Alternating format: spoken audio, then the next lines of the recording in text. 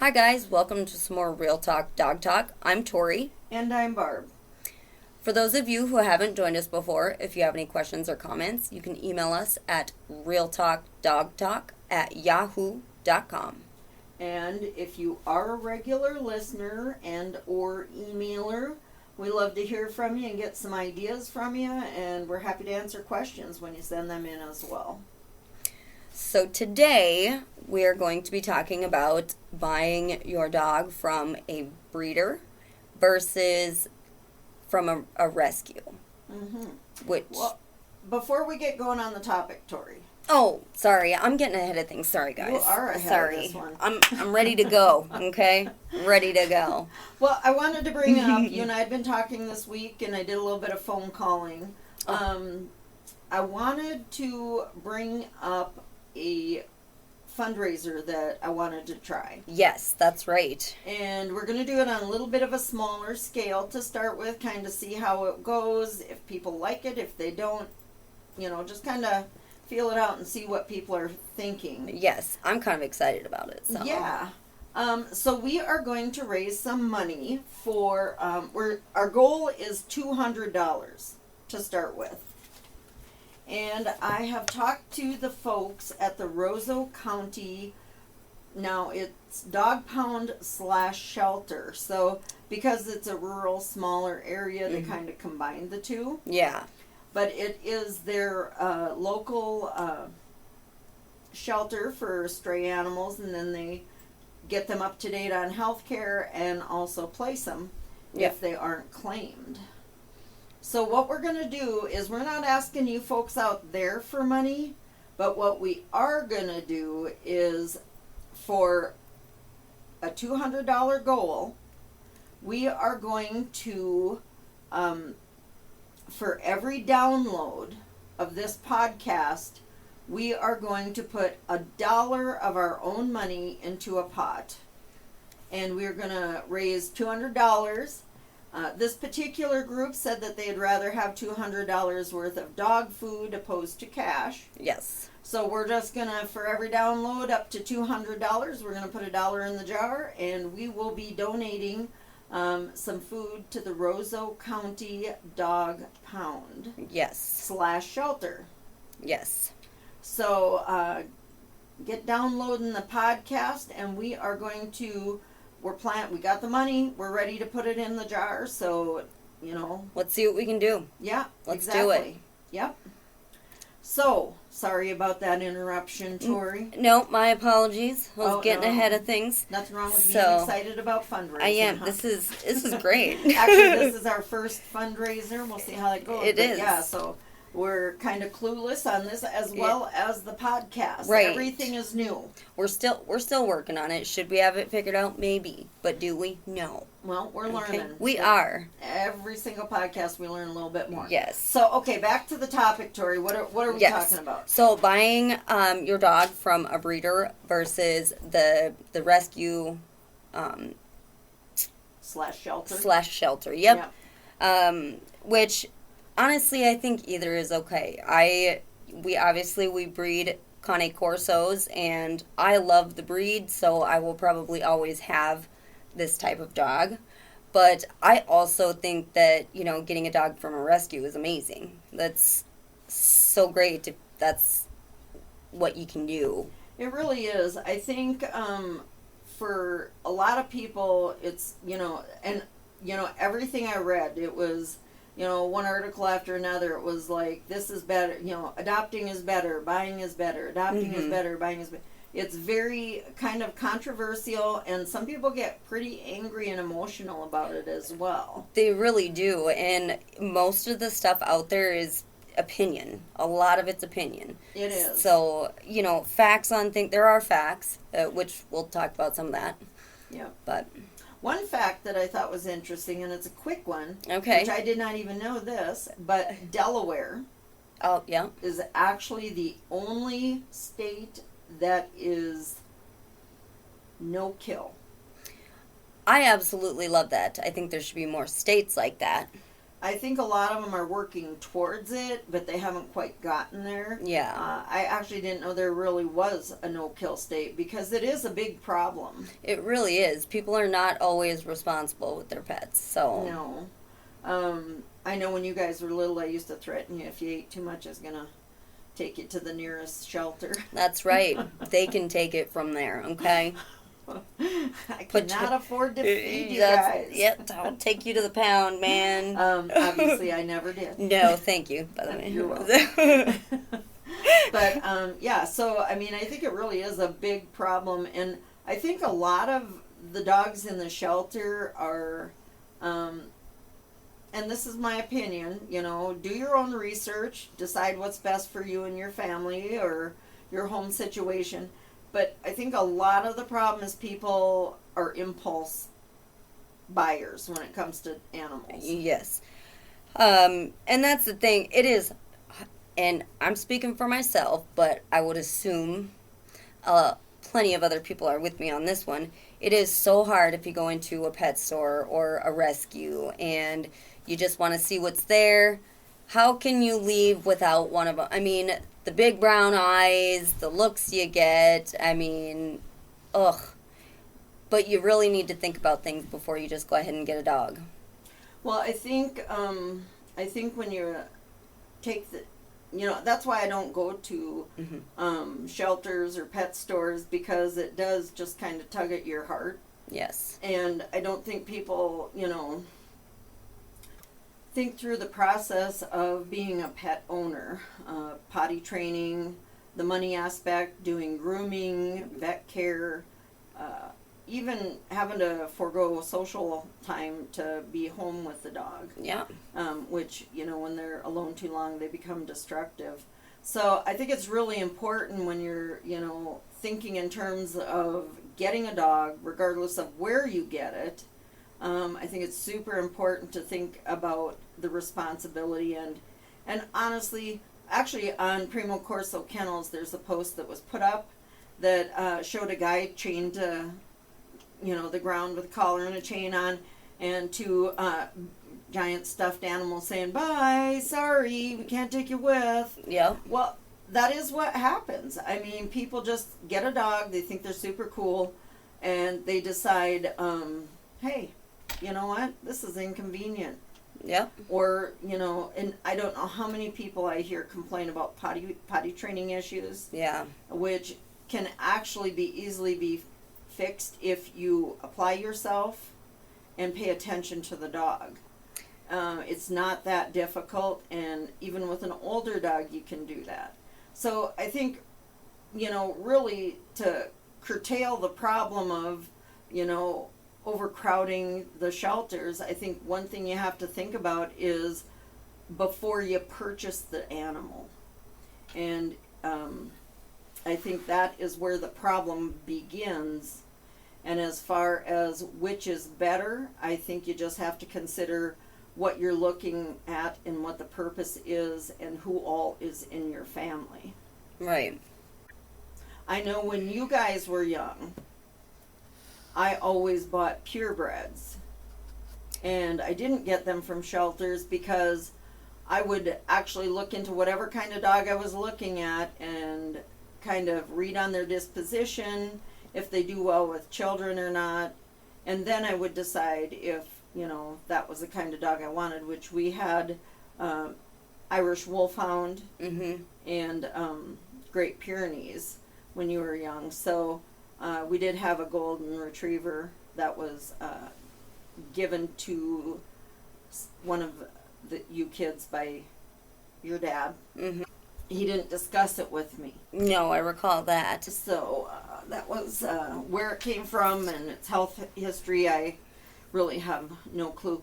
But you know, some of the really great things about getting a dog from a rescue, and I am 150% behind rescues. I think they are amazing. They're great.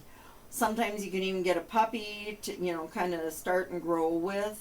But a couple of the great things about getting a dog from a rescue is sometimes they are past the potty training end of things. So you can, take them home and they're pretty good. Yep. That's one plus. It also helps with the overcrowding in the shelters, but too, you're giving a home to a dog that really needs a home, and I think that is a very rewarding aspect of getting a dog from a shelter, is providing that dog with a good, clean, safe home. Well, and you can only imagine how good that dog feels when somebody actually takes them to a decent home and they can be loved properly and taken care of and, all that stuff. Because just for dogs, that's got to be the most confusing and upsetting thing all at once, because your owner, who they just love, they're so loyal. Mm-hmm. And just dropping them off at this strange place with all these other animals they don't know. And, that's kind of a sad situation. So, when you go there with the intention of getting a dog and keeping it, I see posts on Facebook all the time of like before and afters of dogs getting adopted. Mm-hmm. And I don't know if they're real, but they always make me smile because I would say some of them are real. I did work at our local Humane Society for a few years. We did have some pretty sad situations that were brought to us, and that's sad and unfortunate. And you just can't even really believe that some people treat their animals that way. Now, I will say this. Everybody thinks every dog in a shelter has been abused. that is not always true. That is not always true. No. Sometimes people just don't want the dog. It's Right. not like it's been abused and I mean, sometimes they're just irresponsible and they realize how much work it is once they have the dog and they're like, oh, whoa, take it back. Yeah. Yep, and that's I remember I'd be talking to someone saying, you got to do this, you got to do that. They don't really like their head touched, and the people say, oh, they're probably beaten. No, maybe they just don't like it. Exactly. And everyone thinks, if a dog doesn't like a man or a woman, it means, oh, well, a man must have been mean to him. That is not the case. Sometimes dogs are just more partial to what they are raised with. Jim, he's not a huge fan of men, and that's just because he grew up with Mom, and really the only men he saw was Cody, or my brother Cody, and it wasn't. I mean, so you would think maybe a guy had done something to him, but no. And Cody's like the nicest kid to a dog. I mean, yeah, Cody is. He's the big mush when it comes to dogs, for yeah. sure. So, you can't just assume because they aren't used to men or women or, even if they're head shy or something, that doesn't mean they've been mistreated. But, certainly it's a little cue to be more careful of certain things. Yeah. Introduce them to a man more gently than, if they're used to ladies. But one thing I will say that, I don't know if I'd say it's really a negative, but I think you need to be aware that if you are getting a rescue dog, if someone's brought them in, that tells me they probably are not the most responsible person in the world. Right. They haven't taken the time to commit to having a dog, so they may not have spent much time in training. Yes. So you may have to kind of, take even a 2 or 5-year-old dog and kind of start back to the puppy stage, where you socialize them, introduce them to things, and so it might be putting a little bit more time into a dog, where a puppy kind of just grows up knowing what you want and what you don't want. Yeah.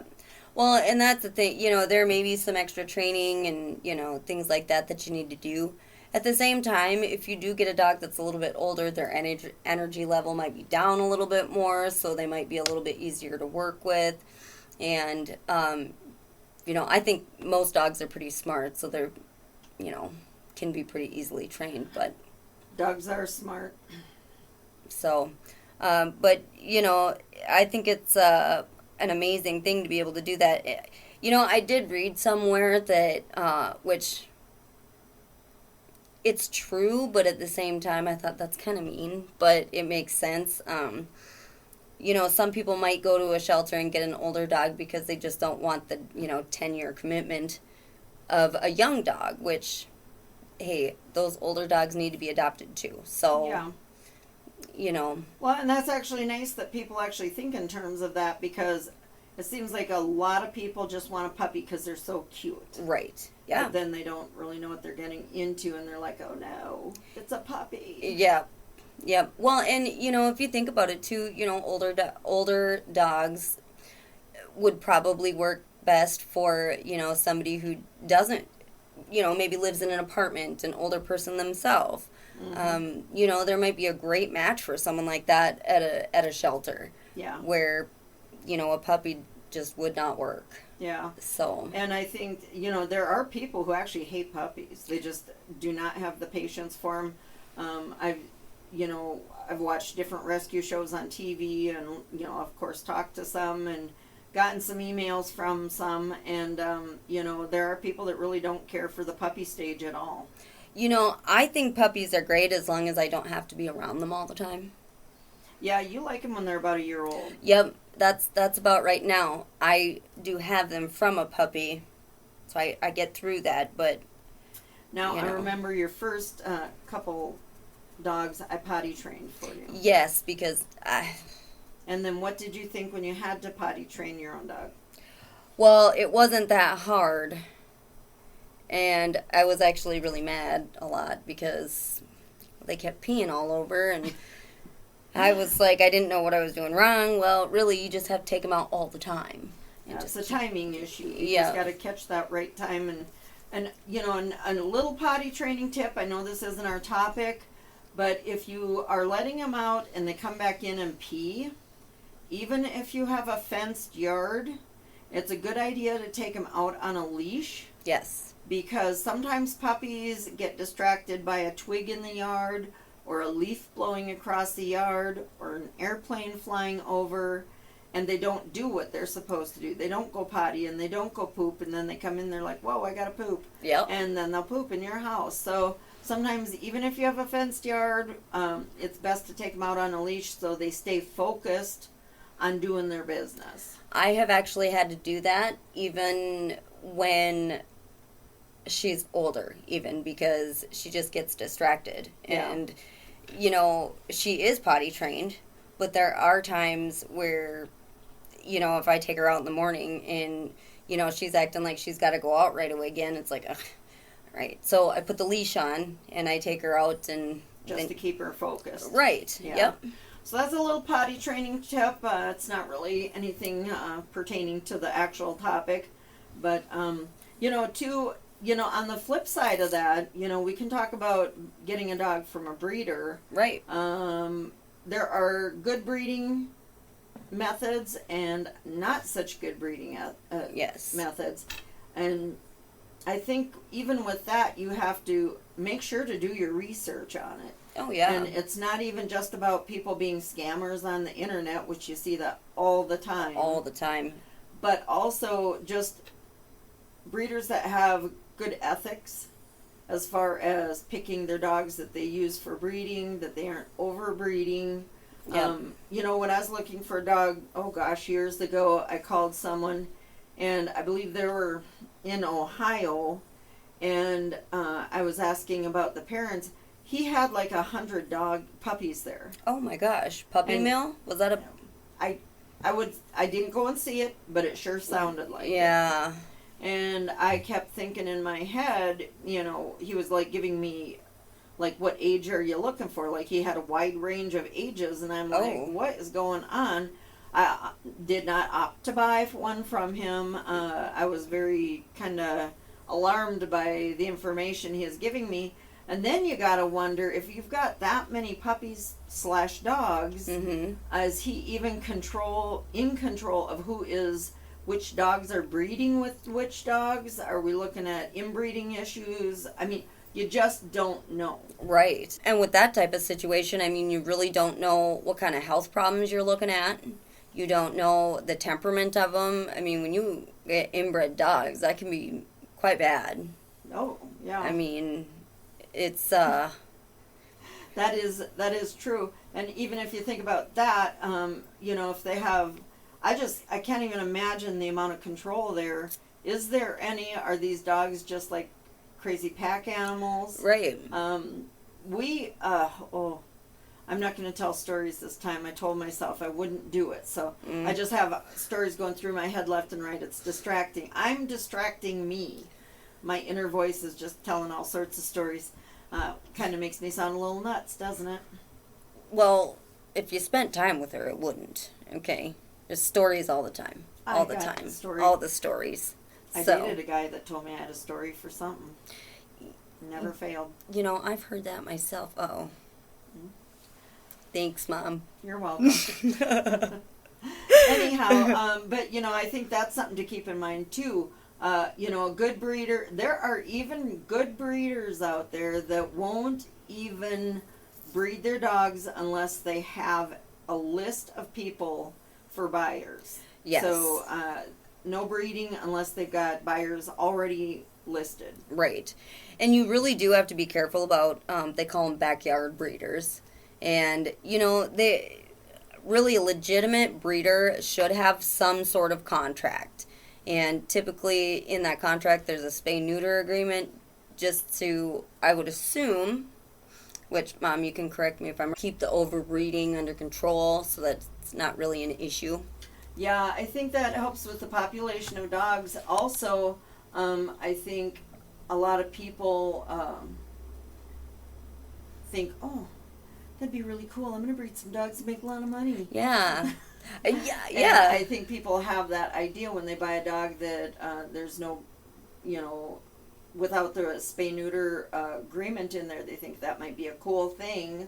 They might consider it in the future, that kind of thinking. And again, people aren't thinking through the work involved in raising a litter of puppies, the responsibility in getting them into good homes. Yep.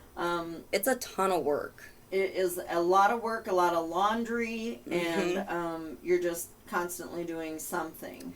So I think it just kind of limits that kind of too casual a thinking on the breeding too. It's like, nope, don't even think it. Just get them neutered. Well, exactly. I mean, and it's not like one of those situations where you just, the dog has the puppies and they take care of it, because they do reach a certain point where the mom weans them, and then there is care that you have to do for the puppy until they're 8 weeks old. Right. So, Mom is awesome, but she's only going to do it for so long. Exactly. And so that's important to keep in mind. Elsa's got a firm 4-week. Yeah, timeline. she is. She's like a calendar. She's got an internal calendar. At 4 weeks, she's pretty well finishing up with them. Yep. And she'll check on them every now and then, play with them a little bit, but then she's got to go. She's busy. She okay. She got shiznick happening. The couch is calling her name. Okay. Or ottoman. Or the ottoman. Yeah. Ottoman. Probably the ottoman more than anything. Also, another sign of a good breeder is, you know, ones that take the time to, you know, I know the application processes sometimes seem a little bit intrusive, like it's none of your business, I'm just buying a dog. But the fact is, the reason breeders do, and I know I've talked about this before, because I guess really people get offended when breeders ask questions about their home life and family, and it's not that anybody is trying to get into anybody's business, at least, you know, most of them aren't. Right. I'm sure there's some oddballs out there. But really what they're doing is they're trying to find the level of commitment you have towards the dog. Mm-hmm. And 2, they're also looking at, you know, whether the dog is going to get the care and the training that it needs. Right. And there are some breeds that really have to have some consistent and strong training. They need, you know, a little bit more authority used on them. So that's why breeders do that. It's not really trying to be intrusive. It's just trying to make sure that it's a good match and it's not something that's going to fail and that dog is going to end up in a rescue or brought back. Well, and that's the thing, you know, I know a lot of people do have problems with people who breed dogs, but if they're a good breeder, they don't want the dog to go to a rescue.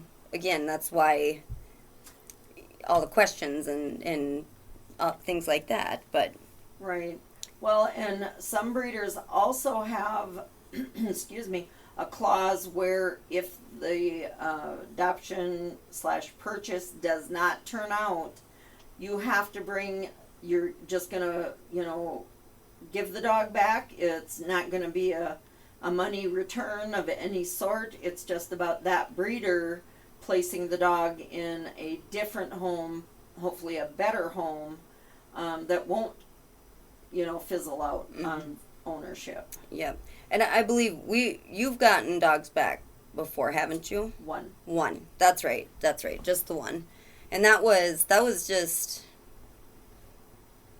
stupid. It was stupid. I was trying to think of a different way to say it, but that's really essentially is what it is. It was just, well, and we talk a lot about, how blunt we should be on the podcast. Do we want to hurt anybody's feelings or offend? Really, that's not our goal. Right. But in all reality, if you really get into the dog business, even like when people bring dogs to rescues, I'm going to tell you, people lie all the time. They do, all the time. So, you just want to get really good at reading people and figuring out if they're really good breeders. Even like when I worked at the rescue, we had people lying about their dogs all the time when they brought them in. They would tell us they were potty trained and they clearly were not, or they would say they were up to date on shots and had been spayed, and then you get into the vet records and they have not been. And, it's really, people are not always honest about things. So as much as we'd all like to believe that the human race is filled with wonderful people, it's not really always true. It's sad, but it is true. And, honestly, that's one of the things, too, when you're buying from a rescue, there are many that the dogs are not abused, and, they may have their little quirks and things, but there are also dogs who you're just not sure what they've got going on, because I don't think anyone would probably outwardly say, yeah, I beat the dog. Yep, I starved it in the backyard, chained to a tree, so, it should be fine. Probably not. Right. Yeah, so, you always gotta, pay attention to who you're dealing with, whether it's a rescue or otherwise, and you have to really kind of try to read people and, kind of read between those lines and see if they're an honest person or not. Yeah. Even with the breeders, you want someone that is not a backyard breeder. You want someone reputable. And even some of the shelters don't really, yes, the majority of shelters are amazing. Yes. But then you'll have a few bad ones in there, and you want to watch out for that too. I honestly, I think the reason breeding seems like a better idea to me than shelters is when I worked at the shelter, it just felt like it was a dumping site. Like everybody, we'd go in the morning and there would be a box full of kittens sitting at the door. Oh. And, it was sad. Yeah. It was really the type of thing that you just had to shake your head. You couldn't even believe that the people were doing that. Yeah. We had people coming in and wanting, they'd adopt a dog and bring it back a week later and ask if they could try a different one. And I'm thinking, this is not a used car dealership. These are dogs. Well, you have to let them get used to you. Right. You can't just decide after a week this isn't going to work. You haven't even given it a chance for them to acclimate to your lifestyle or your home. Right. And that is something that you need to keep in mind when you're dealing with even a puppy that you get is going to need time to for sure. adjust. So it's not fair to the dog and then you're just as bad as the other person because you're doing the same thing. Yep. And, I just feel terrible for those dogs. Yeah, it's really a kind of an ongoing kind of sad situation. So, for people that think breeders are bad, I don't think that's really fair either. Responsible breeders I think are just fine. And, shelter dogs are amazing too. They are, your grandma has Bentley. Yeah. And he's a little... I think he's a mix, but he is a King Charles Oh, yep. Spaniel, And he looks more King Charles. He's bigger than they are, so I'm not sure what he's mixed with, but gosh, they've had him for a long time. 10 years, maybe more. I think probably more than that, because I think they got him when he was 3. And the people who originally had him, we've got our window open, so the train's going by. It's a beautiful breeze today, so we couldn't pass it up. Sorry. I'm guessing the horn's going to go again. Yeah, there we go. But, they've had Bentley for over 10 years. They got him when he was 3, and he is... Wow, it's excessive. Sorry. They really want to be heard. They really do. Watch out. Okay. Anyhow, Bentley has been with him some time, and my mother is 97, and Bentley and her are about at the same pace right now. Yeah. So they just kind of hang out, and she just talks and talks and talks about Bentley. The original owners, that's where I was at. The original owners, Bentley was hit by a car and had a broken leg, I believe. Oh, okay. And they couldn't afford to fix it, so they had to call in outside help, which they took the dog as a result, and ended up with your grandma. So, I mean, it worked out great for us. Yeah. The family has always just loved Bentley. But it's, those are great stories. Those are the kind of stories you want to hear for a rescue dog. Oh, yeah. And, some of them are used for, like we talked about on the last podcast, ESA dogs, different types of therapy dogs. Yep. So there are really amazing and happy endings for a lot of dogs in the rescues. But I think you just have to decide which is the most suitable for you and your family as far as deciding which direction to go. Right. Yep. So there is, actually, I don't know where it is. I cannot remember the name of it, so it's really awesome. Mm-hmm. But I have seen posts for a rescue. The guy's like on a 250-acre, rescue where they have horses, goats, pigs, dogs. I mean, it's an amazing setup and super clean. He's got an entire staff that helps with feedings, and it's just huge. I think they have some reptiles too, if I remember right. I can't really remember that, but everything really. They bring dogs from other shelters there that are maybe to the point where they are, looking at being euthanized. Oh. And he was saying in one of his posts, he was saying that I think he does some reels and some videos of the shelter itself. But he was saying that almost every time he brings a load of dogs in, there will be a Malinois in there. Okay. And, I think people see these posts of the dog running up the tree and doing a somersault and landing in its owner's arms, and the Malinois that goes up the wall and down the side and jumps up in the air 20 feet and grabs a rope. And I think people see that. Yeah. And they think, woo, I want that. Yeah. How much energy you need to have that? Well, and training. Yeah. I mean, that does not just happen. No. And I think, when I heard him saying that he gets, a couple of those every load, I think too many people are thinking that they can have a dog like what they're seeing on the videos, the reels, Facebook, whatever you're looking at. And that is a dog that has had a lot of commitment and training. Oh, yeah. More than the average, okay? Like, a lot. Yeah. So I think, too, if you're thinking about buying a dog, be realistic with, what level of energy they have and the amount of training it's going to take to get them in a good place. Right. And I did see another post for the same breed of dog. Oh, boy. Where the lady was standing out in the rain. She had 2 of them. She had a raincoat on, the hood was up, and, galoshes, standing out there in the rain throwing balls for these 2 dogs. Yes. And I thought that was funny because it kind of just showed you how much you can't just say, oh, it's raining out or it's cold out or, I want to watch a Hitchcock and have some popcorn. You can't do that. No. You have to get up and those dogs are high energy dogs Yeah. that really need training and attention.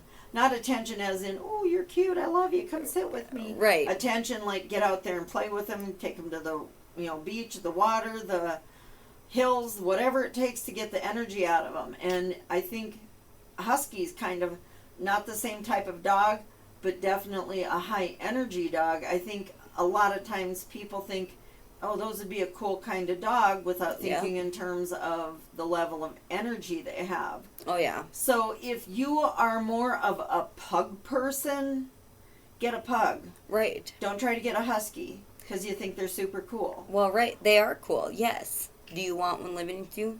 Don't get one. Yeah, because you are not that person that trained it. Right. Are you going to be?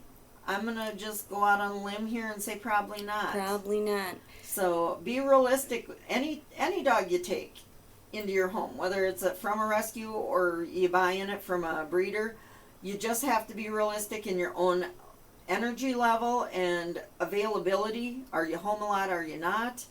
So that it doesn't keep creating more of a problem for the shelters. Right. Well, and I'll be honest, as much as I'd like to say I'm high energy, I am not. I like my dogs to cuddle with me on the couch and lounge around, things like that. Now, wait a minute. Didn't we, like minutes before this podcast recording, didn't we have a discussion about your dogs all being fat? Hey, they like cuddling too, okay? And what did I say? They need to be outside running more. Yeah. Exactly. Okay, in my defense, Okay. Enzo, he's older, but he's always been a little more laid back. So, And the younger dogs? working on that. Because I think one of them is starting to look a little bit on the thick side. Well, who wants this super skinny dog? It's terrible. So, Tori's dogs are couch potatoes like she is. Yes. So that's something to keep in mind. Right. Really, if you're going to get a dog, don't try to make yourself sound like some amazing trainer. If you develop that and you become something great, that's awesome. Yes. But if you just aren't in that place in your life that you want to do that, then don't get a high energy dog. Yes. And even when Primo Corso Kennels places puppies, we look at that, and it goes back to our, the application process. Yep. We are always looking at, finding a calmer dog for someone who's maybe older or doesn't really want to, be out there taking them to the lake, taking them out for long walks, blah, blah, blah, blah. Yes. We're going to place those dogs with families that suit their disposition. Right. So, it's just a matter of, being honest with yourself about your energy level. There's nothing wrong with being a couch potato. No. There's nothing wrong with wanting to be out there throwing toys for your dog. Yes. So you just have to know what your level is and what your lifestyle allows, and pick your pets regardless of where you get them. Yep. According to that. Well, and, a good, the other side to that, too, Cody, great example. He likes playing with the dogs. He's out there going for bike rides, walks, in the river, he's very active with his dog. So, he's one that's definitely, Tucker's getting up there, but... He is getting to be an older guy, the dog. Yes. Sorry. Yeah, Cody, he's kind of old, Mom.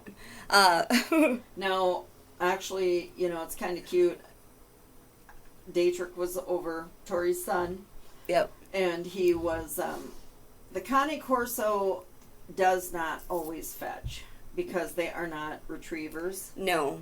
And he was over the other night, and he was trying his hardest to get the dogs to fetch. Yes. So he was throwing, this toy and a ball and a stick, and, Yazi would, see him throw it, and he'd stand next to Dietrich and just look out there Then he'd turn around and wag his tail at Dietrich. Like, you did it. Yeah, good job.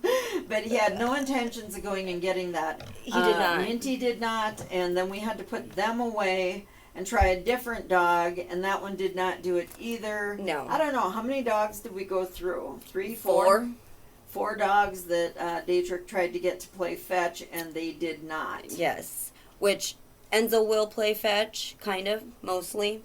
But that's only because he's been with us since, he was quite young, and Dietrich was young when we got him as well, so they kind of learned to play fetch together.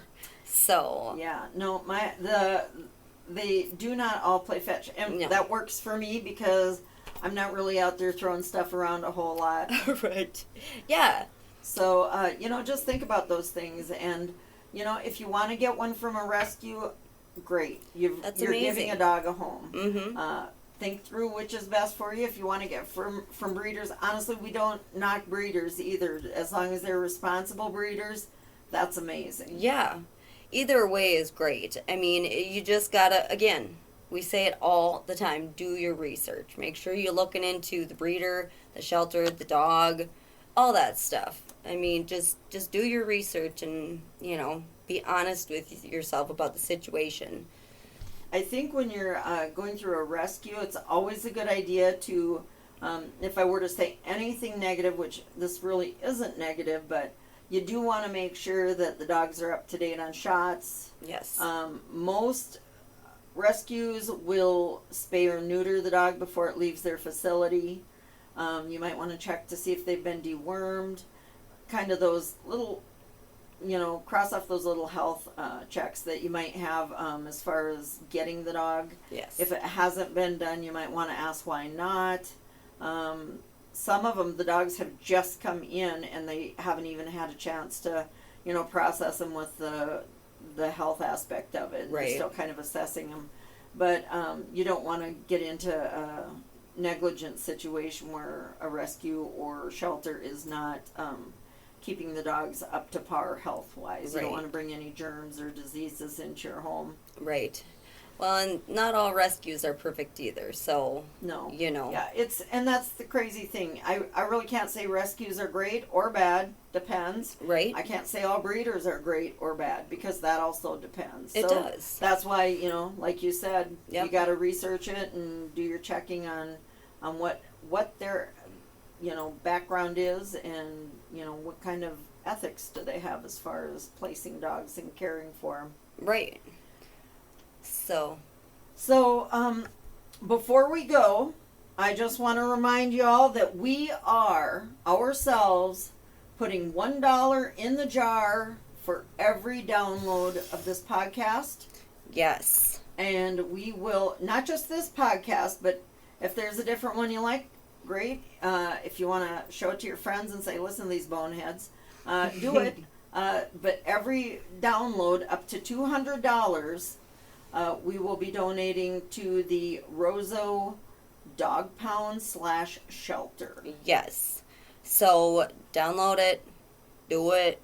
Let's work together and get this donated. I'm super excited about it myself. Yep. So we are super excited to see how it's going to go. So this is our first try, so let's get her done. Okay.